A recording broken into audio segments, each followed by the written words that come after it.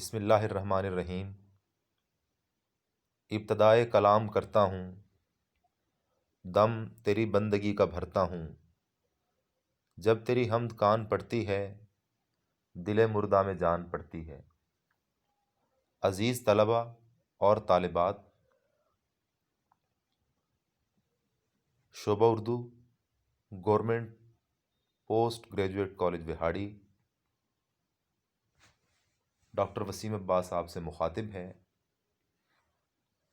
آج کے لیکچر کا عنوان ہے فیض احمد فیض کی غزل گلوں میں رنگ بھرے باد نو بہار چلے، چلے بھی آؤ کہ گلشن کا کاروبار چلے۔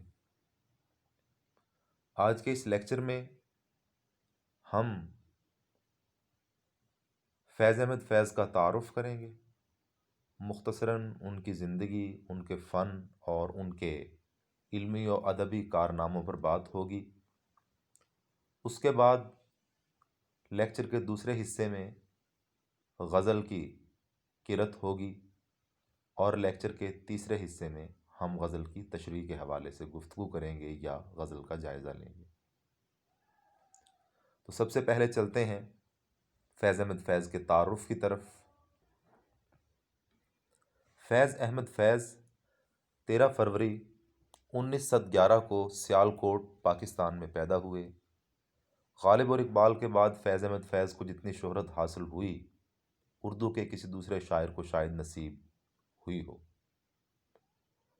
انہوں نے اپنی ادبی کرامات کے ساتھ عاشقانہ، محبوبانہ اور طلسماتی انداز کو بڑے بہترین طریقے سے ڈھالا ہے کہ زبان میں شوخی اور مٹھاس گھل مل گئی ہے۔ اس حوالے سے پطرس بخاری اپنے مضمون Urdu writers of our times میں رقم طراز ہیں: Faiz, Firaq, Josh and Hafeez though they are modern poets, yet they have not broken their links with the glorious tradition of Urdu literature۔ یعنی فیض احمد فیض ان شعرائے اردو میں سے ہیں جو ماڈرن شاعر ہیں، جدید شاعر ہیں، لیکن انہوں نے اپنا تعلق قدیم کلاسیکی اردو روایت سے نہیں توڑا۔ فیض کے والد کا نام سلطان محمد خان تھا، جن کا شمار سیالکوٹ کے مشہور بیرسٹروں میں ہوتا تھا۔ فیض کی ابتدائی تعلیم گورنمنٹ کالج لاہور میں ہوئی تھی۔ فیض کی شہرت ایک شاعر، صحافی، مصنف، غنائی نغمہ نگار کی حیثیت سے ہوئی۔ ان کی زبان پنجابی تھی۔ فیض کالج کے زمانے میں ہی شعر کہنے لگے تھے۔ کالج میگزین راوی میں فیض کی متعدد نظمیں شائع ہوئیں، جن میں سے بعض ان کے پہلے مجموعہ کلام نقش فریادی میں بھی شامل۔ فیض کی شاعری میں غریب، مظلوم عوام کے جذبات اور مجبوری کا عکس دیکھنے کو ملتا ہے۔ فیض اپنی شاعری میں فطری منظر کا استعمال کرتے ہیں۔ انہوں نے اپنی شروعاتی زندگی کے بارے میں مرزا ظفر الحسن کے ساتھ گزارے وقت کا فطرتی منظر بیان کیا ہے۔ انہوں نے ان دونوں کا ایک دوسرے سے لگاؤ بڑی خوبی سے پیش کیا ہے۔ منظر نگاری کی ایک بہترین مثال ملاحظہ ہو: مجھے یاد ہے ہم مستی دروازے کے اندر رہتے تھے۔ ہمارا گھر بالائی سطح پر تھا، نیچے بدرو بہتی تھی، چھوٹا سا ایک چمن بھی تھا، چاروں طرف باغات تھے، ایک رات چاند نکلا ہوا تھا۔ فیض نے ابتدا سے منظر نگاری کی ہے۔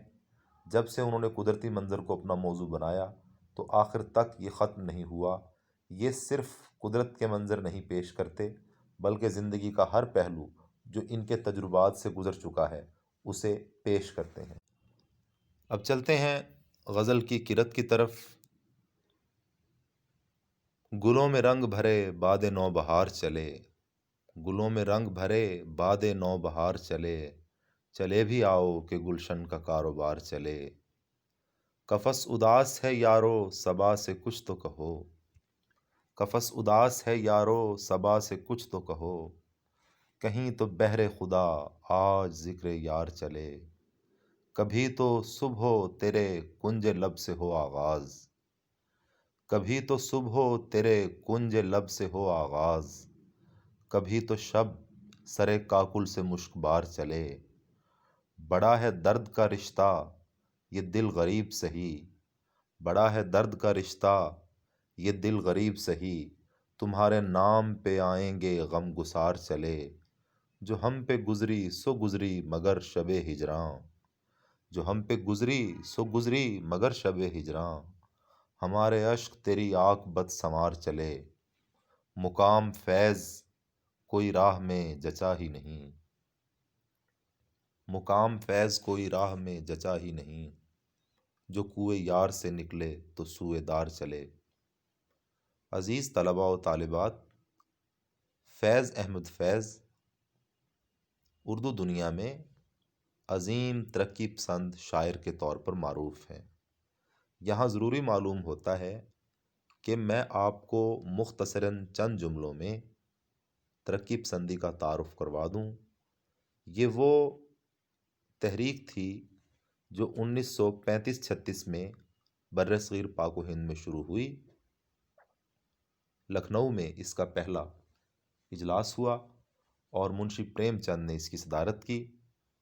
تحریک کا مختصر تعارف آپ یہ سمجھ لیجئے کہ اس تحریک کا مطمع نظر یہ تھا کہ مصنف کو اور ادیب کو چاہیے کہ وہ ہر صورت میں کچلے ہوئے غریب طبقے کی حمایت میں قلم اٹھائے اور ہر صورت میں ظالم اور ایکسپلائٹر سرمایہ دار فیوڈل لارڈز طبقے کی مخالفت کرے۔ تو اسی حوالے سے اگر ہم علامہ اقبال کی شاعری کو دیکھتے ہیں، اختر شیرانی کی شاعری کو دیکھتے ہیں، جوش ملی آبادی کے کلام کو دیکھتے ہیں، تو اسی تسلسل میں فیض احمد فیض بھی ایک ایسے شاعر ہیں جنہوں نے ترقی پسند موضوعات کو اپنا اسلوب کا اظہار بنایا۔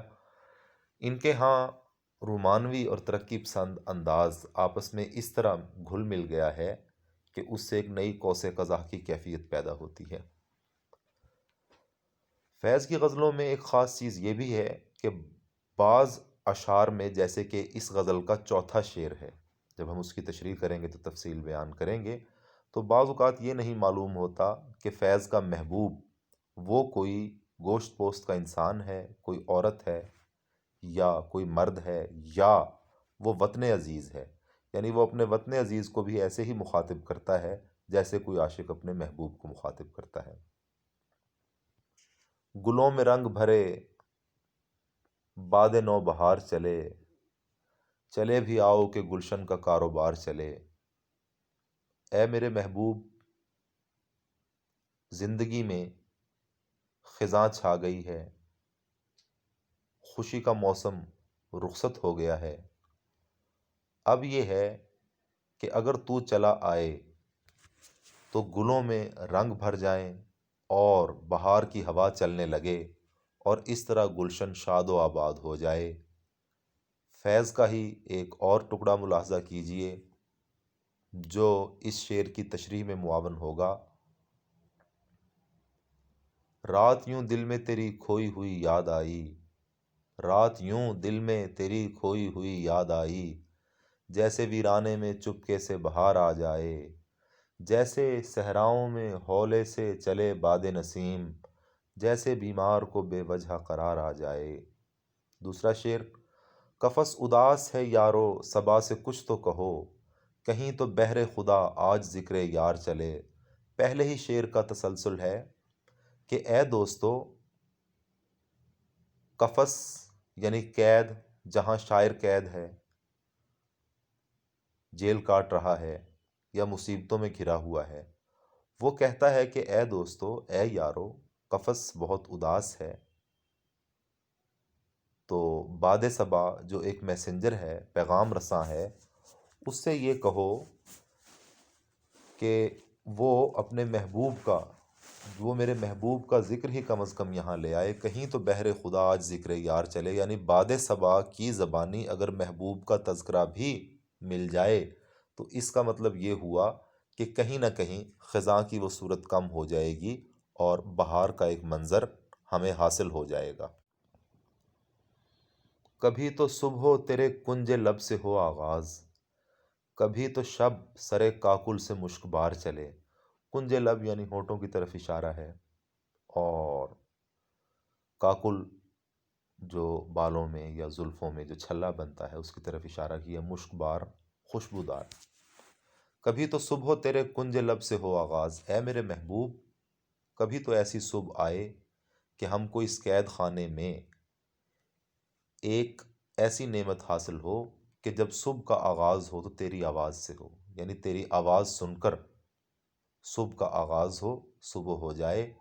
کبھی تو سے مراد یہ ہے کہ کاش ایسا ہو، کبھی تو صبح تیرے کنج لب سے ہو آغاز، کبھی تو شب سرے کاکل سے مشک بار چلے، اور کبھی ایسا ہو کہ رات اس انداز سے ہو کہ تیری زلفوں کی خوشبو وہ ہماری طرف چلی آئے اور ہماری شبوں کو، ہماری رات کو مسحور کر دے۔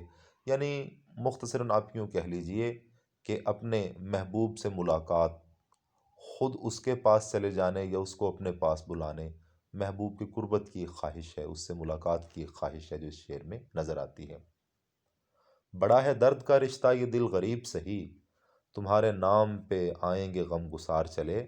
جیسے میں نے پہلے عرض کیا کہ یہاں کچھ یہ معلوم ہوتا ہے کہ گویا شاعر اپنے وطن کو مخاطب کر رہا ہے یا محبوب کو مخاطب کر رہا ہے، یعنی وطن اور محبوب ایک ہی کانسیپٹ یہاں ہو جاتا ہے۔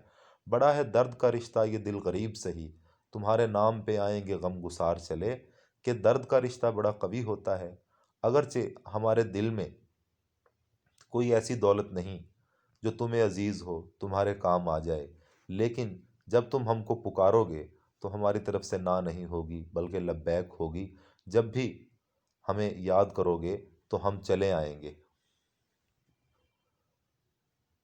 یعنی پکارا جب چلے آئے، محبت ہو تو ایسی ہو۔ یا ایک شعر پیٹریوٹزم کے حوالے سے ہے، اے وطن تو نے پکارا تو لہو کھول اٹھا، تیرے بیٹے تیرے جاں باز چلے آتے ہیں۔ جو ہم پہ گزری سو گزری مگر شب ہجراں، ہمارے اشک تیری عاقبت سنوار چلے۔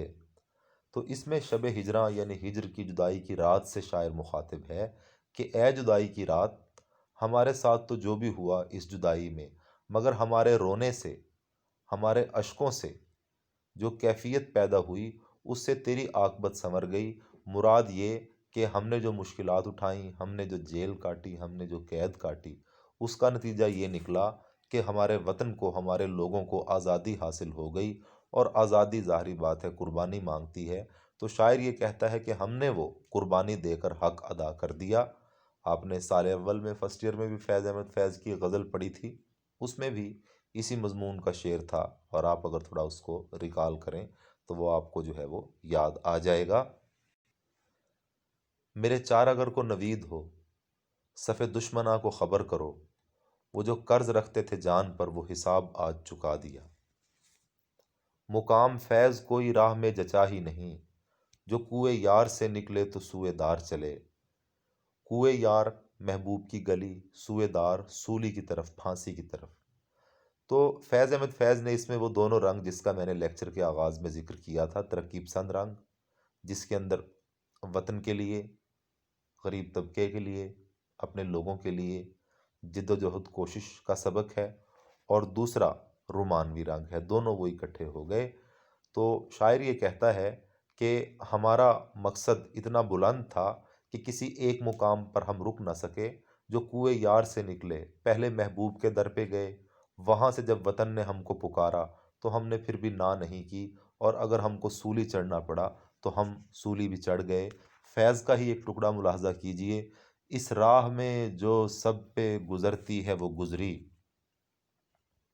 اس راہ میں جو سب پہ گزرتی ہے وہ گزری، تنہا پس زنداں کبھی رسوا سر بازار، گرجے ہیں بہت شیخ سر گوشہ ممبر، کڑکے ہیں بہت اہل حکم بر سر دربار۔